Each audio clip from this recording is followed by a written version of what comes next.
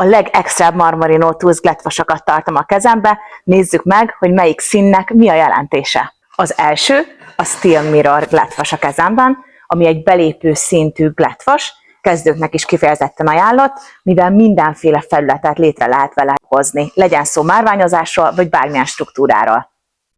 A második az Elite Pro, ami 14 karátos arannyal van bevonva, szintén mindenféle felület kialakításához alkalmazható. Ilyen gyönyörű díszdobozokban vannak ezek az eszközök, és ami nagyon fontos, az összes eszköznél különböző méretek vannak, így mindenféle marok nagyságú ember megtalálja a hozzá tökéletest.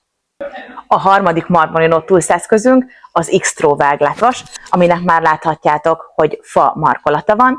Ez már egy profi szerszám, az inox bevonatnak köszönhetően, főleg a márványozásnál kevésbé színezi el a világos gletteket, felületeket. A Prime a legeslegjobb Marmarino Tools eszköz, tavaly került amúgy a forgalomba.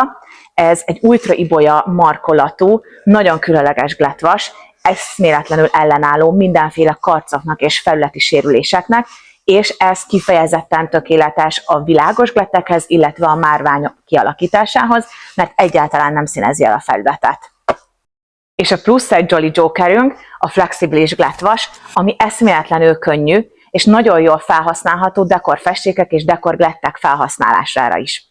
A szín, azt észrevehetted, hogy nagyon pink, ez a Marmarino Tools színe, mivel az egész cégnek a logójában a flamingo az egyik fő állatka, ami a rózsaszínt képviseli. Így bárhol, bármikor, bármilyen építkezésen megtalálod a saját szerszámodat.